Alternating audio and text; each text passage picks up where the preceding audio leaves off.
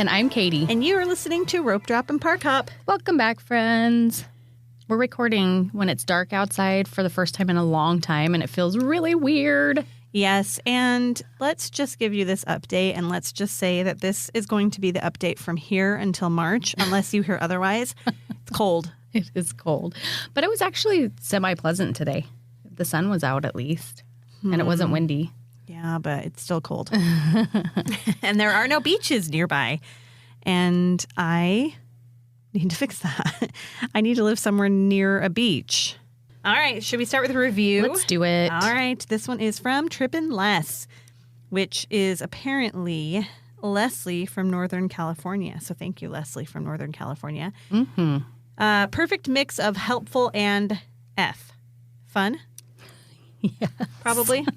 5 stars. Hello, ladies. I wanted to say thank you and good job. I've held off taking our kids to Disneyland for the past couple of years, waiting for a kind of normal experience again. Remember, this is from back in January. We're way behind on these. It's going to take us forever to get caught up. Mm-hmm. We are now ready to go back and are planning a trip over Easter weekend. I hope it was lovely. Mm-hmm. I'll be honest, it stresses me out planning this, even though I'm a professional project manager, because so much has changed and I need a totally new game plan. A lot of the planning falls on me as I'm going with my 2 children, my husband, who isn't a big Disney guy, and my 2 parents who, let's just say, are not early adopters of new technology. I appreciated your Genie Plus episode so much, which we just did a new Genie Plus episode last week. After checking out several Disney podcasts, this is the one that gave me the best information. I literally took notes. It was all very well thought out, answered all of my questions, and the show had a fun amount of banter and chatter sprinkled in for enjoyment. The perfect mix. Keep it up, ladies. Leslie from Northern California. Thank you, Leslie. Awesome. Thank you. And we hope you had a fantastic trip. Yes. And all the things. Thank you for that review. That was great. That was great. My parents don't listen to this podcast, so They I'm don't? going to say I feel your pain on the technology thing. Why don't they? They're just not huge Disney people. Where did you come from? That's a good question. I forged my own way. I'm a cycle breaker. Congrats on that. Oh, too funny. And this will be like the only one that my mom listens to, probably. That's perfect, though. I feel like this is the one she should listen to. All right, some news today. Big news this week. Finally, we got some information about Tarzan's treehouse. We've been waiting for it forever. Indefinitely. We've been waiting for it indefinitely. Right. So we got some news today that it will be reopened sometime in 2023 as the Adventureland treehouse inspired by Swiss Family Robinson.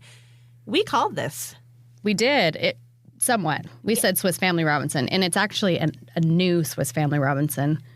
So it's like it's a modern Swiss Family Robinson. And it's inspired by. Right. So it's not like a Swiss Family Robinson attraction, but it's inspired by. And looking at the pictures, what's it called? Concept art? Mm-hmm. The concept art, there's like a music room and a lot of freaking stairs, which again, Disney's trying to trick you into working out while you're there. Right. But one of the things I love about it is they have made the area on the ground a lot larger so that people with disabilities or that don't like to climb the stairs can still enjoy the attraction. And there is a room called Dad's Art Studio, maybe. I think that's right. And it has all of the drawings for what the upper rooms look like, so you don't feel like you're missing out on what's up there. Oh, okay. That's which I think sounds really cool. Yeah. Lots of interactive stuff. There will be a water wheel. I saw the water wheel. That I'm assuming you can probably do something interactive that will make it run. Mm-hmm. And I'm really excited for this. Me too. There's also some little Easter eggs in it from the Jungle Cruise. So it kind of incorporates the Jungle Cruise a little bit into it. And I remember maybe a year ago, maybe 2 years ago, they announced that there would be a new Swiss Family Robinson series on Disney Plus, and it's been super quiet since then about it. So I'm not sure if that's still planned, but I would assume it is if they are theming this attraction that way. Yeah. So it remains to be seen, but it'll be kind of fun to see if they incorporate that new show into this. Or vice versa, right? I'm just happy, to be honest. And Asher, my son, he and I have talked a lot about this, not with this particular situation, but with others. Disney seems to be so big on intellectual property. They take movies and they turn the rides into movies. And so where you have, Pirates of the Caribbean, which was an original attraction with an original idea that was made into a movie later.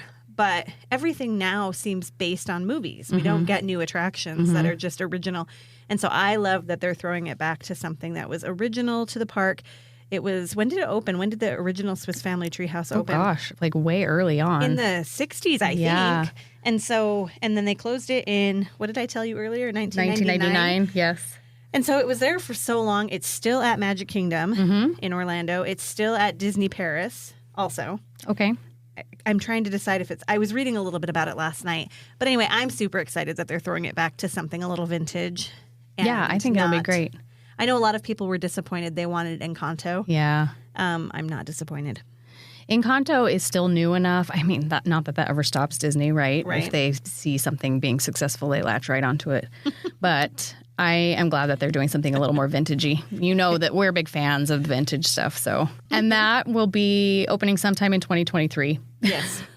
Look forward to it. Winter 2023. Winter 2023. Could be January, could be December. You don't know. Never know. That's so safe. It is. Winter 2023 is genius. Whoever at Disney Imagineering came up with Winter 20 whatever, raise. Right. All right. Green check mark next to their name. That's right. And so that is obviously still closed under refurbishment, and there are a couple other refurbishments still going on that you should be aware of. Actually, by the time this podcast drops, Indy will be back open.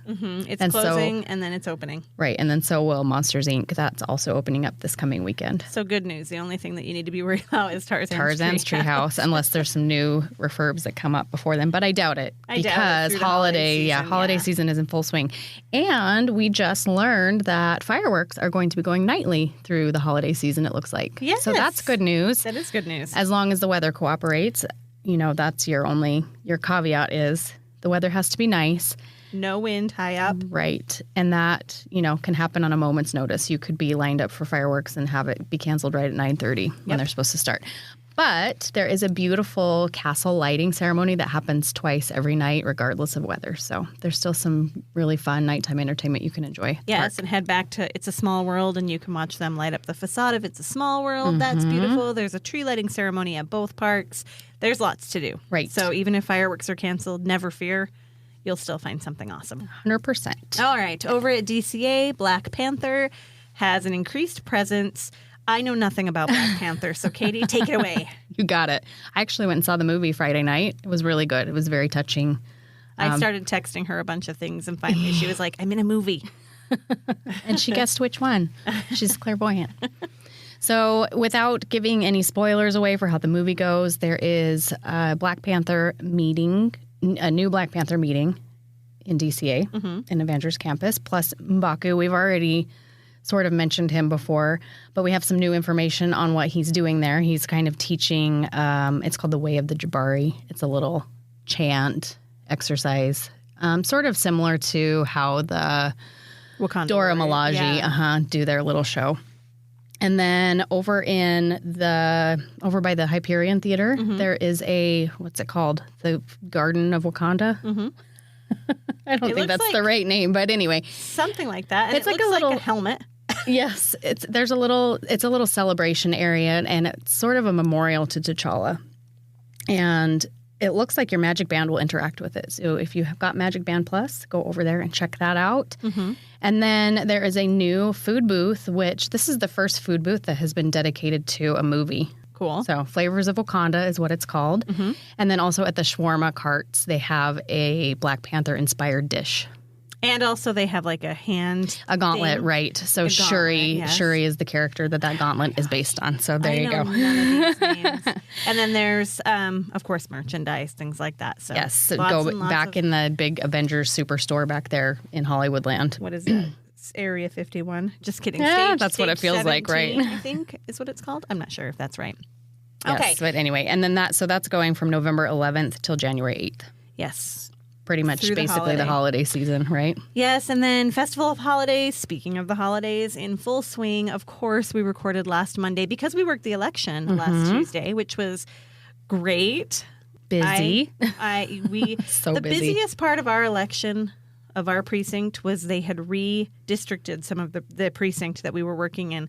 And so we probably had 150 voters come in, and we had to tell them that their precinct had been moved to a different church a couple of miles away. And Most people were okay with it. One little old lady was real feisty with me about it. She was not happy. She got feisty with me. She got feisty with Katie. Yeah. She got feisty with a few voters who were in the lobby waiting. So anyway, that's hopefully they still went and voted, but who knows? She told you she was not going. Yeah, she did. She was sassy. Anyway, Festival of Holidays. We recorded Monday, and of course the menus dropped Tuesday or Wednesday. It was Wednesday. Yes. I remember thinking it would have dropped after Tuesday anyway, so. I think this is kind of, if I think back to the last time we had special menus for something, I feel like they released them 2 days before then also. So maybe that's kind of their new thing. It could be. And I think that's a Disneyland specific thing. Disney World always gets their menus like early. Weeks, maybe even months in advance. It's so silly. And their stuff is a lot prettier. Sometimes we get some stuff that's cooler than theirs. I don't know. I'm always jealous of theirs. But Festival of Holidays full swing. You can get a sip and savor pass. I believe that they're $58 or $59 before Magic Key discount. And that will give you 8 tabs for treats, non-alcoholic beverages at the Festival of Holiday food booths. I looked through the menus really quick, and a couple of things. First, I've heard pumpkin layered cheesecake, which is at Grandma's Recipes. I've heard it's fantastic, and it's the highlight of the entire festival. So, yum. If you see it, get it.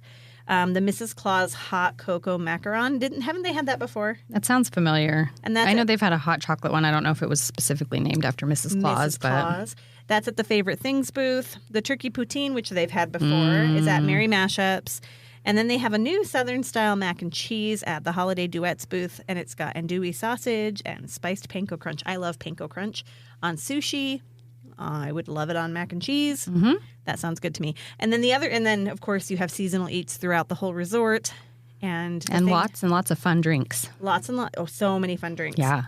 At Jolly Holiday, they have a Thanksmas sandwich. Have you seen that? I have. It looked stuffing heavy. Very stuffing heavy.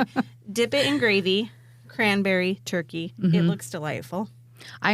Really quickly, I want to say my favorite that's coming back is that braised pork belly adobo with garlic fried rice. Is it delicious? Like, hands down, one of my favorites. Really? So I'm so glad they're bringing that back. That is at the same place with the Southern mac and cheese. Nice. So maybe go get both of them. Is that right? Looks like that one's at Holiday Duets with shrimp and grits. Oh, never so mind. Maybe not. I saw a different menu. I thought I saw on the menu. Merry Mashups was the Carnitas mac and cheese, right? No, Southern mac and cheese. Oh, okay. But it was at Holiday Duets. So is it not there? This may not be a comprehensive. This is not an official Disney website I'm looking at. I'm 100% sure. I was looking at the menu. I believe and I you. have it written at Holiday. So perfect. Get both of those. Get the Southern mac and cheese. We're a hot mess. Ooh, you know what else is really yummy? Sorry, I'm just looking through these again. The Reuben potato bites. So good. That's at a twist on tradition. Do you want to hear a story? Mm-hmm. Real quick. Story time. Have a seat. When I was like 7 or 8 years old, my mom was out of town. I don't know if it was a business trip or if it was just a getaway from Erin trip, but my uncle was babysitting me. And my uncle is only 16 years older than I am, and so he always was just like my goofy, older, just goofy, and I never saw him as an authority figure. Got it. Anyway, he was staying with me while my mom was out of town, and he made Reuben sandwiches for dinner one night, and I don't like sauerkraut, and the smell of it made me nauseous, and I told him I couldn't eat it, and he didn't have kids, and I said, I cannot eat that, and he said, you're going to eat it, you're going to eat what I make for you, and I was like, I can't, and I begged him to not make me eat it, and he made me eat it, and I threw it up. Oh. And so guess what I will never eat again? That? Anything with Reuben. Got it. So that sounds terrible to me. I love a good Reuben, and that was one of my favorite things last year, so. That's because you've never thrown one up. If you like Reubens, go try them. If you're Aaron, don't. Yes, avoid it like the plague. And then last little bit of news. Is this really news? Mr. Chapek announced this week that there are some hiring freezes and some job cuts due to some losses financially within the company. Stocks are kind of near an all-time low. And here's the thing, is it's like a chicken or the egg thing, because the reason that stocks are so low right now is because he made that announcement. I know that they were falling a little bit before then, but they are at an all-time, not an all-time low, but they are as low as they are right now because of him. From what I understand, they're close to 2020 prices, early 2020 prices. I think they've come up a little bit in the last couple of days, but I think from what I understand, Disney Plus is not profitable yet, and I think that's part of it. They say next year it should be profitable, hopefully. anyway, just job cuts and hiring freezes, and I think it's all crud. I just wish that I could be a fly on the wall and understand how things work. Me too. To like understand why that is the idea when things are so crowded. Like their IT is not very good right now, and it's really hard to get anybody on the phone. The wait times are horrendous, and I just don't understand how job cuts and layoffs help that situation at all. And when you go to the parks, I mean, if you talk to anybody who's been to the parks recently, they're crowded. They've increased all the prices on everything. The lightning lanes are crowded, so you know people are buying Genie Plus. The cast members are at a minimum. You know that's why they're keeping reservations in place so that they can have a skeleton crew. I don't understand it. And so I agree. I'd love to understand it a little bit better. And I'm sure that there's a lot on the back end that we don't see. Oh, 100%. But from what we do see, like, I feel like Disney's thriving, right? Yeah. So I don't get it. But anyway, job cuts, hiring freezes. If you want to go work for Disney, not anytime soon.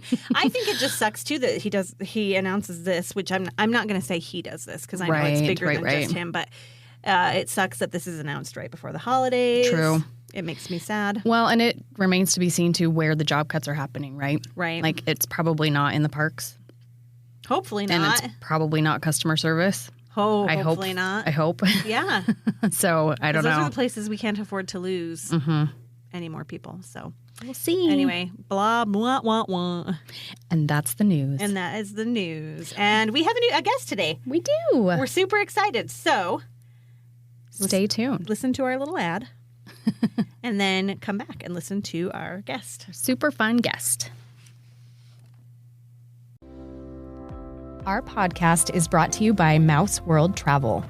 Imagine going on the most stress-free, well-planned Disney vacation of your life. Now imagine you didn't pay anything extra for that personalized service. That's what you'll get when you use an authorized travel planner from Mouse World Travel to book your next Disney vacation. From resorts to cruises and everything in between, they are here to help you get the most out of your next family trip. Just go to mouseworldtravel.com, fill out a short request form, and make sure you mention our code Ropedrop so they know that we sent you. All right, today we are joined by Alex from the Backside of Water. We're super, super excited to have you here with us today, Alex. Thank you so much for joining us. Yeah, this is really fun. Oh, it's an absolute pleasure. Thank you guys for having me on. I'm a big fan of the show. Thank you. And your podcast is super fun, too. I was telling you before we started recording that my kids really love it. My son is a huge fan of the Beatles episode, which I just listened to on the drive here tonight. And you have a really fun podcast. I like it. And I like that it's a good one for kids to listen to and adults as well. Lots of Disney history. Yeah, well, absolutely. Our goal is to be a podcast that families can listen to together. Because, I mean, who wants to get edgy in the Disney world? I mean, for Pete's sake, we're talking about a giant mouse here. How can you get edgy about that kind of stuff? And so we have a show that is made for 9 months old to 99 years old. And hopefully everybody can get something out of it. Very cool. And it's a fun show. So tell everybody where they can find you.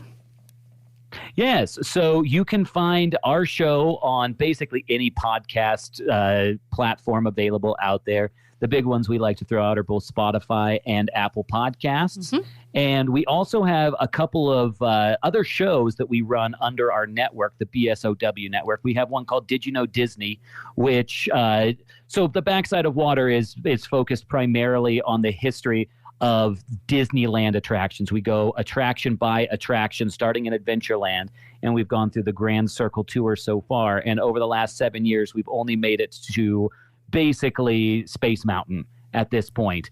And so we still have the rest of Tomorrowland and Galaxy's Edge to get to.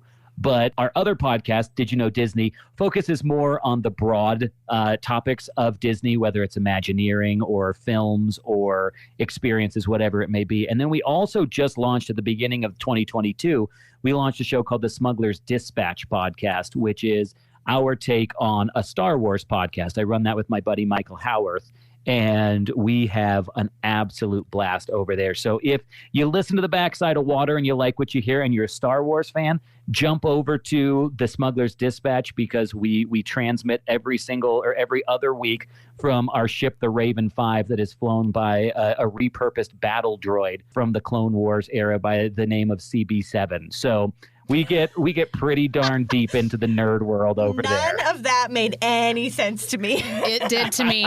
Our family are huge Star Wars nerds, so we will definitely be tuning into that. That's amazing. Awesome.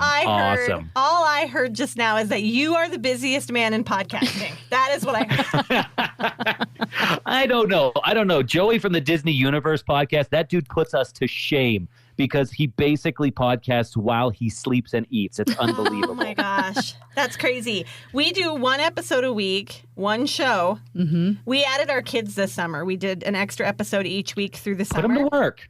Oh, well, it put us to work. It wasn't a lot of work for them. It was a lot of work for us. Right. And I was done at the end of summer. I can't even imagine producing 3 shows. Oh. It's tiring. And that's why the Backside of Water, like we were talking about before we started recording, that's why we release one roughly every 2 months. And then our co-host, Annie, she just had a baby. So that kind of, yes, a very happy, healthy little boy. And she's happy and healthy as well. So we're taking a little bit of a hiatus right now, just to have her kind of have time with the baby, and especially around the holidays. Right. Yeah, that's understandable for sure. That's us. We're taking next week off for Thanksgiving. We were planning on taking, I think we're planning on taking Christmas off. But yeah, especially this time of year when you're so busy, I can't imagine having 3 shows. Forget it. Forget about it. But good for you, and thank you for putting awesome content out. And thanks for taking the time to come visit with us when you have such a busy plate already. Yes. Like I said, it's an honor to be on here. I love what you guys are doing here. Thank you very much. All right. Well, I tasked you with sharing. What did we settle on? Did we settle on trivia? Did we settle on history? I feel like, I think that somewhere right in between. Okay. I think that if we do a couple of each, and I'll try to keep it brief because I'm long-winded. I mean, that's the beauty of the podcast is I can talk for 19 hours straight if I want to. And we would sit and listen for that long. I will say don't push that, because we used to do a Patreon, and there were a couple of episodes where I couldn't get any hosts, and so I just did it all myself and talked for 90 minutes by myself. Wow. And I don't think anybody died from it that I know of. Either that or they died and they didn't tell me about it. They couldn't. They were dead. But you might have needed an ibuprofen at the end. Yeah, maybe a few of those. But that's awesome. One thing that I was thinking might be kind of fun is for us to maybe explore a couple of history pieces and trivia pieces around the park that aren't so deep Disney nerd, that when your listeners visit with their friends, they can share these tidbits and these trivias, and their friends are going to be like, oh, that's cool. Not like, oh, you're a Disney adult. Yes, that sounds awesome. Which is such a dumb term. Give me a break. Right. Disney adult. I'm proud to be a Disney adult. How about you? It's a badge I wear with honor. I don't know why anybody would be ashamed to be a Disney adult. Yeah, I love magic, creativity, and wonder in this world. And a giant mouse. If that's a problem, exactly. I'm totally fine with it. Yes. I'm totally it's amazing. fine with that. I didn't even realize that was a term until like 3 months ago when I heard it, and I was like, oh, that's cute. Nope. We need T-shirts that say Disney adult and proud of it. Right. We'll put a positive spin on it. Absolutely. Well, and I think that's one of the things is a lot of us Disney nerds, we go so very deep that we make it inaccessible for those around us. And when we alienate like that, that's where it's hard for somebody to come and want to join in on our excitement. And that's why I love the idea of maybe giving some tidbits here and there that are surface level enough to be accessible by a non-traditional Disney fan, but also get them enough that they get excited and it kind of like wets their beak a little bit, so to speak. Well, and makes you feel really smart. Yeah, their people are going to look at them and be like, oh my gosh, how did you know that? That's so cool. Exactly. And you can be like, I got the inside track. Right. I'm a rope dropper. I like it a lot. So You guys tell me, what land do you want to start in? Because I think that we should do this by land, maybe. Well, we tell people all the time not to start in Fantasyland. Fantasyland. So let's not start in Fantasyland. Yes. Let's start in Adventureland. Yes. Let's start in Adventureland. We love Adventureland. Okay. All right, there's a real couple quick, of things. we talked about this before we pushed record. You are a former Jungle Cruise skipper. Yes, indeed. I was a fearless Jungle Cruise skipper. What's your favorite Jungle Cruise joke? And it was the joke? greatest job. Shoot. That I've never been asked that. You actually, what my favorite? Think about it the while one you're that talking. I always loved was when you're coming into the African Veldt where you see all the animals up on the shore there.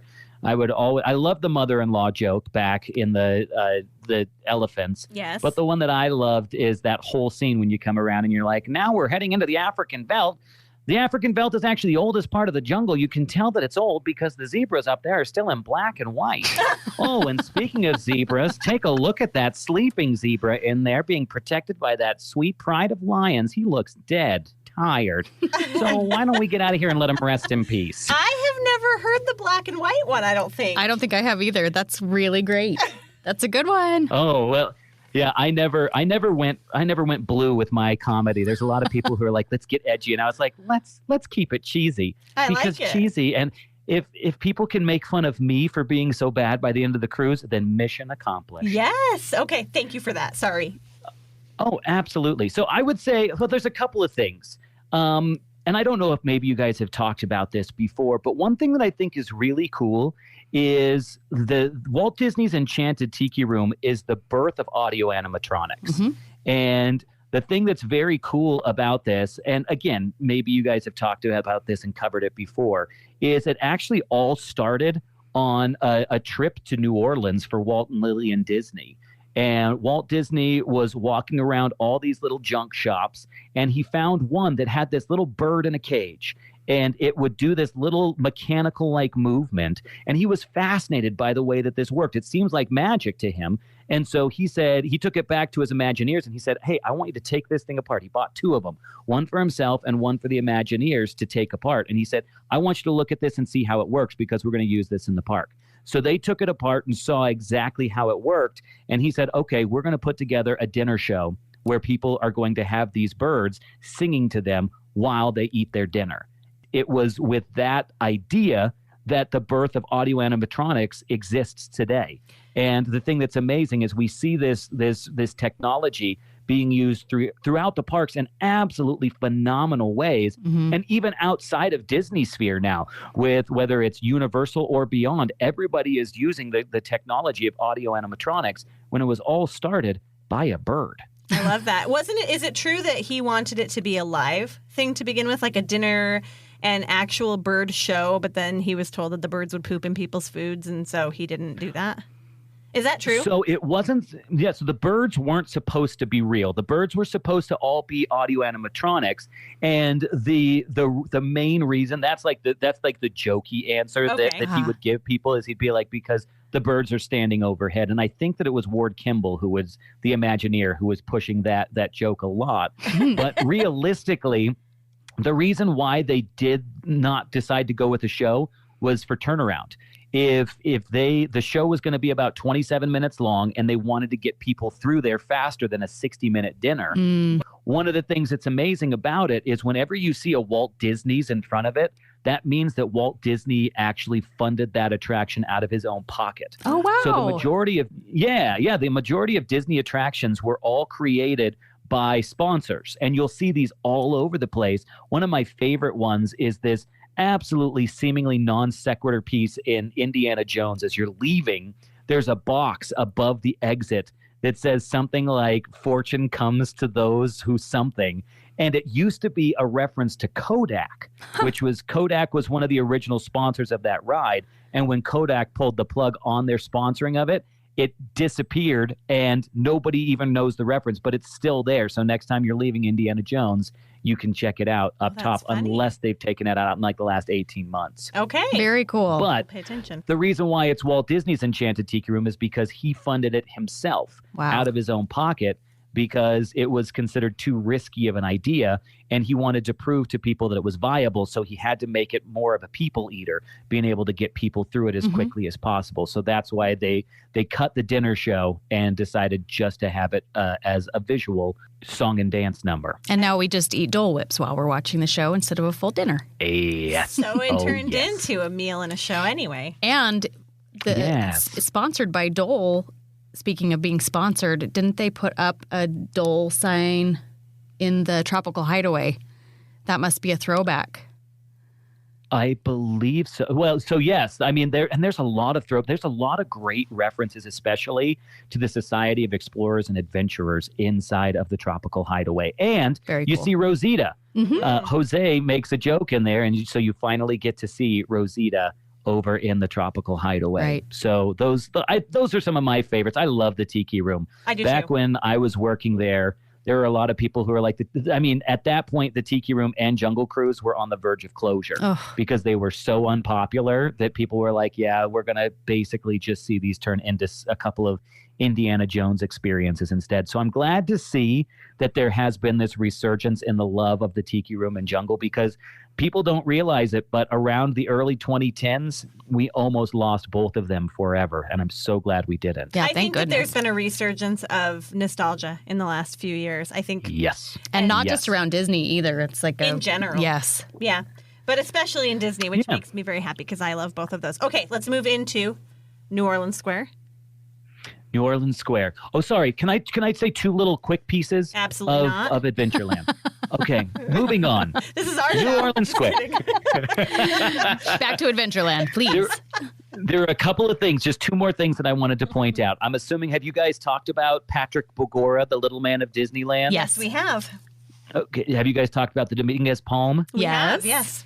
Okay. All right. So now that you've covered that for your listeners, those are the two big ones that I always like to point out to people because they're just so fun. They are fun, both of them. And we check them out every single time we're there. We take time to look at the Dominguez Palm and say hello to Patrick Bogora. And I love Patrick Have you guys read Bogora's the holiday. Little Golden Book? Yes. Yeah.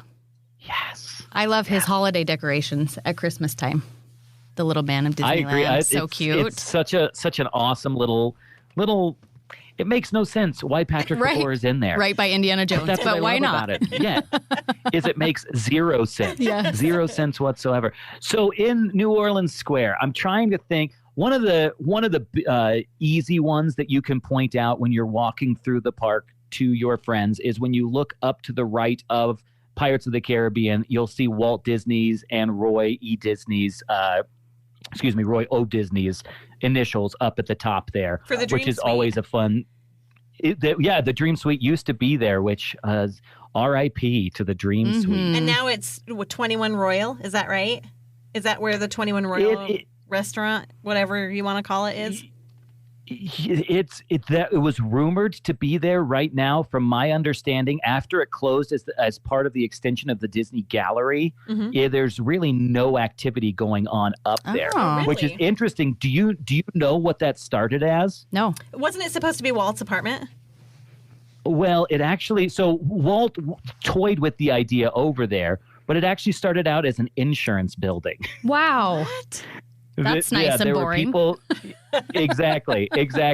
Back when there were lessees in the park, so there were people who were helping fund Disneyland that basically were outside companies that would come in and set up shop inside of Disneyland. So and one of originally- them was It was Pirates of the Caribbean, sponsored by State Farm. it's exactly.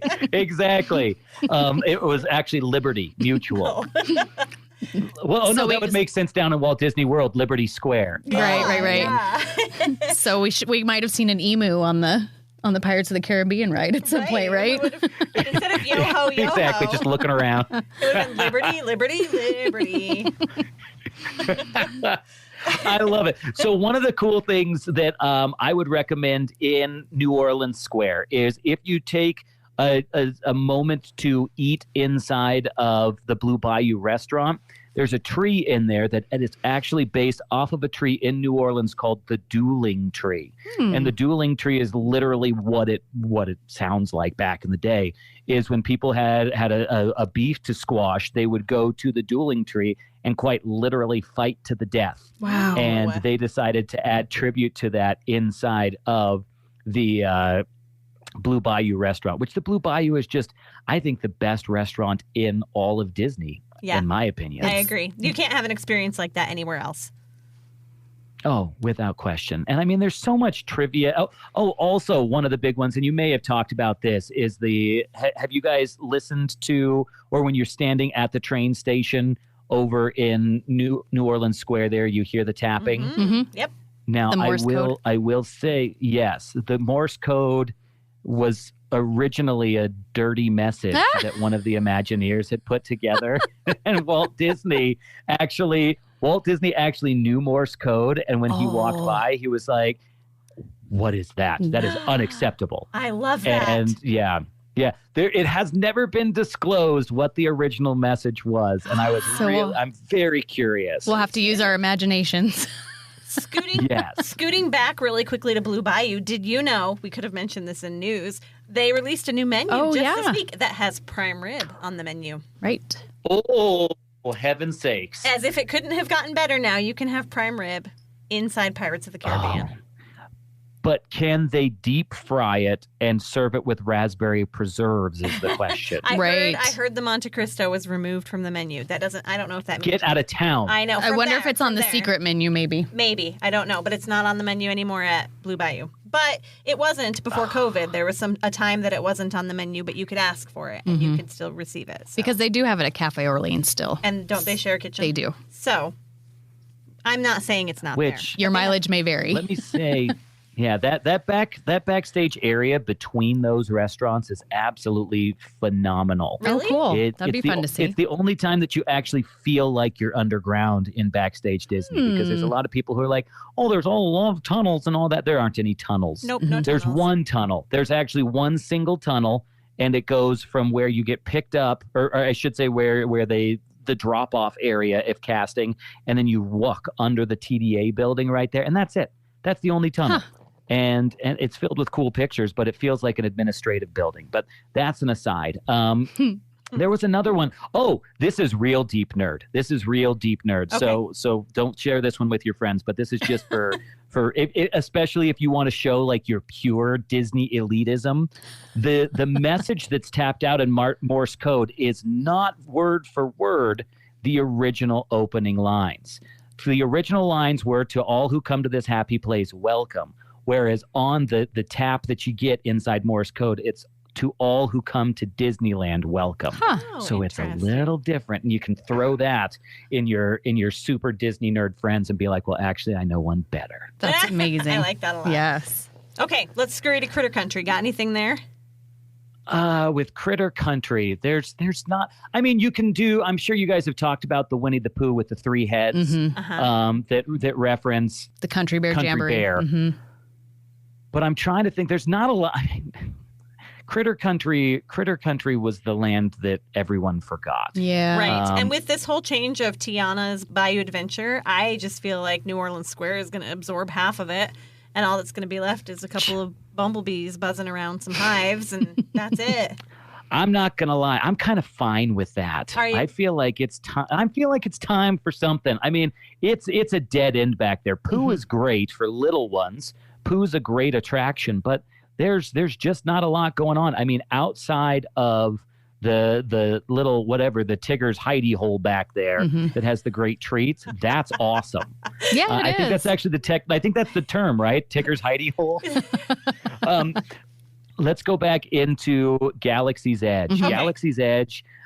I mean, have you guys heard about the Chewbacca run on Smuggler's Run? Yes, we've tried it a couple of times. We've never been able to do it on our own. We did have a cast member set it up for us one time because you can ask. Because as long as you have 6 people. Technically, a cast member is really one of the only ones who can help you with it. Right. You can't necessarily trigger it on your own. Right. And it's fun. It's weird. It is. And if you do it right, though, you get an extra scene, which I don't know. Did you guys do it right? So you get the extra scene? Well, I don't know. I don't remember. I remember the cast member helping us do it.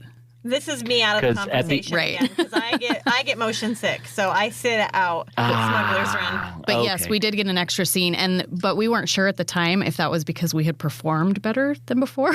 Because I've heard that if you get more points, don't you get a different scene? I don't know. I could be totally wrong. There's an asteroid battle. Yeah. We did get that. At the end. Mm-hmm. Okay. All right. It was awesome. Well done. Thank you. One of the other things I like to point out to people who are non-Disney huge fans that can introduce them into Hidden Mickey's light is the blaster bolt Hidden Mickey on the side of Docking Bay 7. Oh, cool. Have you guys I haven't seen it. I haven't noticed that. So when you're walking up the handicap accessible ramp from Smuggler's Run up to Docking Bay 7, look on your right side there, and you'll see a hidden Mickey that's it's basically like stormtroopers or First Order troopers, have shot blasters at it, and it's in the shape of a hidden Mickey. Oh, very cool. We'll have fun. to check that out next time for sure. For sure. Okay. So Fantasyland. Yes. Fantasyland. I want to, let's see here. I think, well, there's a couple of things. One, the carousel. I mean, the carousel is a fun thing for non-Disney fans to know that's what started it all. Is it started out with Walt Disney's kids going on a carousel and him being like, hey, what gives? I have to sit here and watch. But the one, so that's the first one that I would tell a lot of non-Disney fans.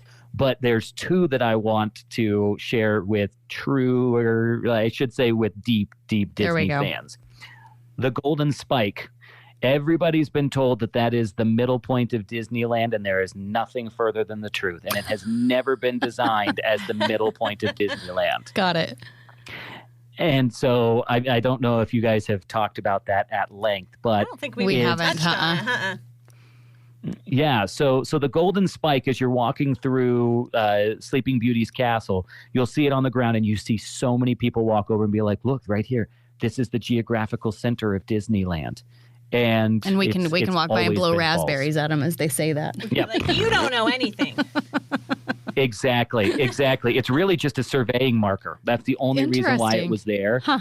And the geographical center of the park before Toontown was actually towards more between the castle and the hub, where you have the partners statue in the middle. That was more the geographical center. So that spike, it's always been rumored that that's the center point. Does the spike line up with the center of Main Street? Probably. I believe I've heard again, it's all for the surveying. Since it's a surveying spike, that would make sense. Another one to throw out there is, and I went down a really weird, obsessive rabbit hole with this when I was doing research, but a lot of people claim that the crest that you see on the castle is the Walt Disney family crest, which is incorrect.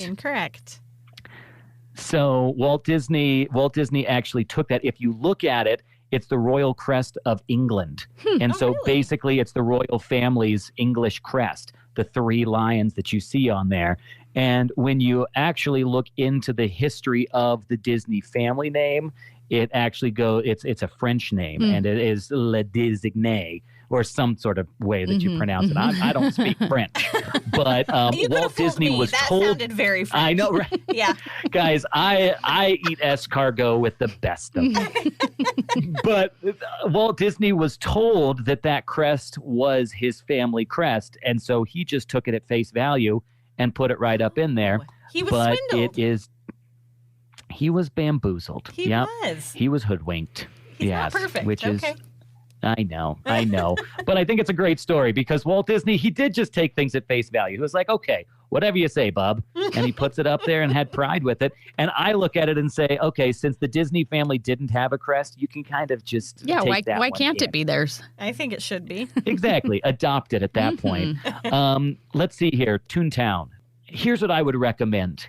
Truthfully, if you guys, it's all completely redone. I don't think that they're going to keep Mickey's house the way that they did. I bet you're right.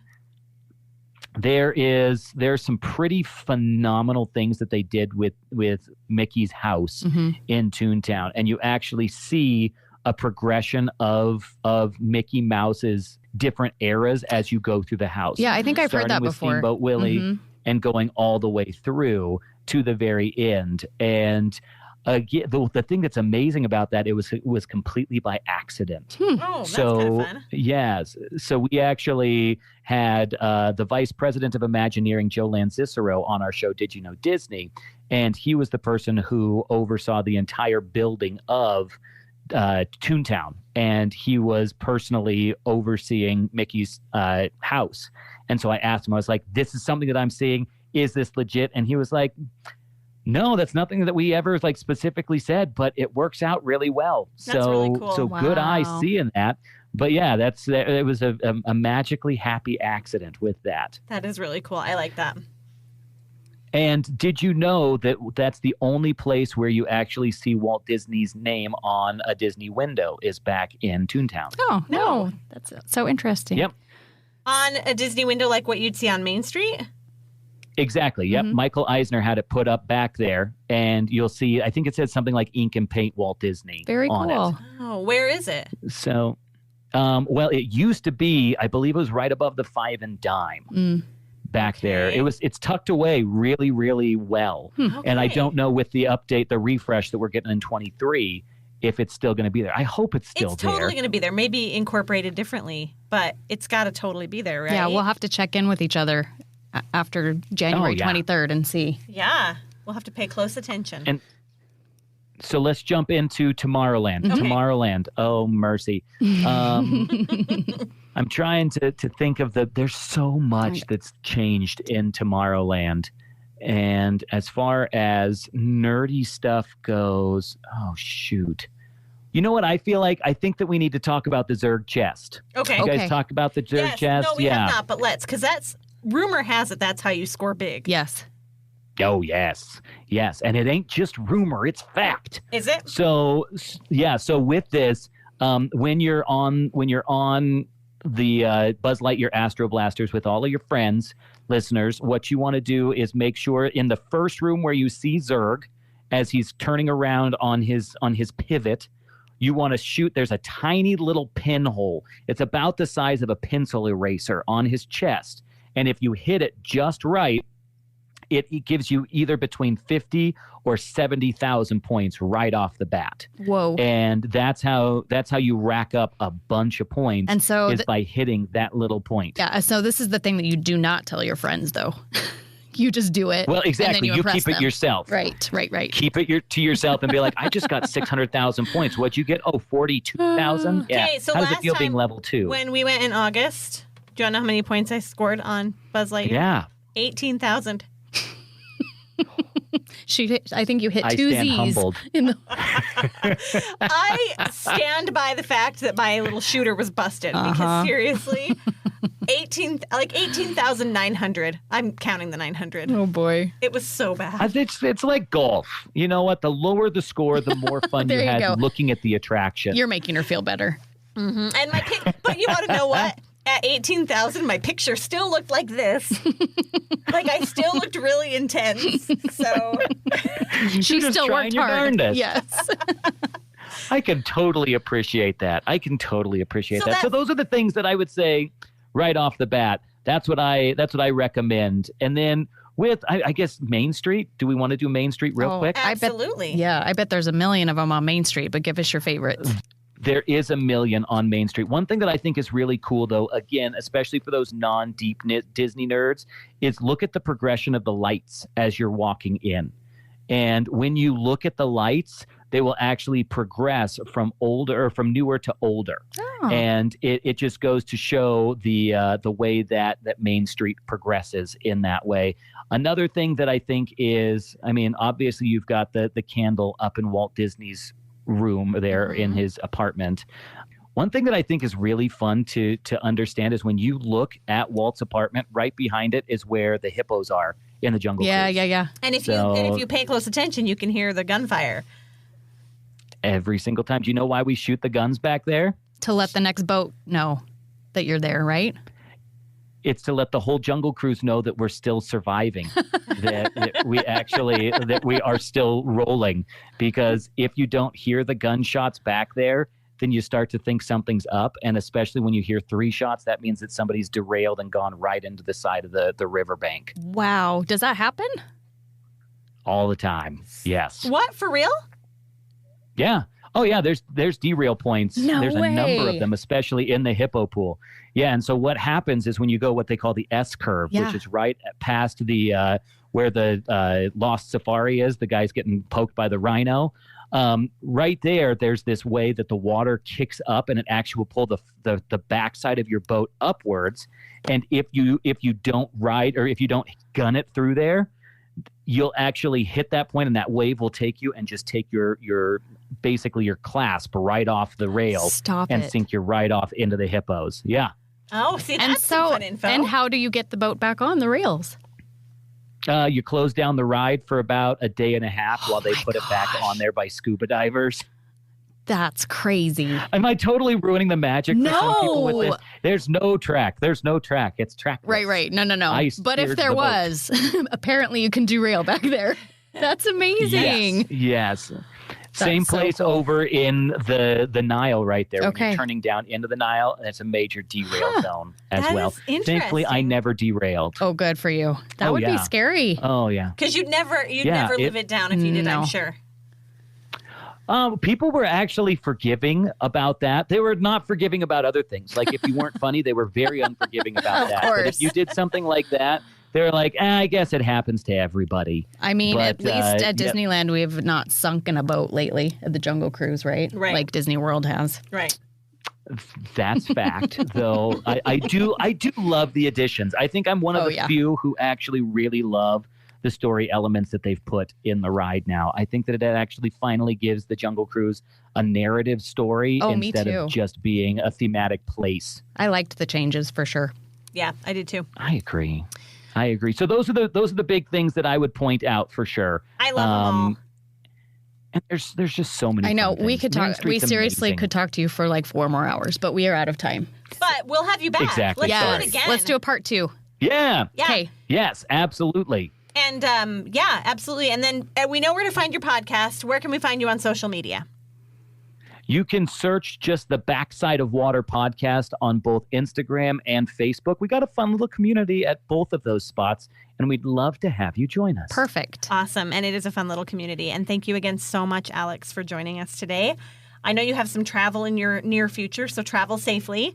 And thank you. And thank you for having me on, guys. This was great. So fun. I want us to talk for like 4 hours in the future because y'all are awesome. Thank you so much. We really, really appreciate it. And if you haven't already, please click subscribe, rate, and review our podcast. And make sure you're following us on Instagram at Ropedrop.Parkhop and Facebook at the same. And what else? And we're taking next week off. Don't forget, Katie's going to a beach somewhere in Mexico. I am. I will give you some updates from my beach. And I'm not. I'm just going to be in Idaho still. But she'll be watching Frankie, so she'll have a fun week too. Oh, yeah. Sure. Almost as fun as yours. But anyway, we're taking off. Happy Thanksgiving, and we will see you guys in 2 weeks. Bye.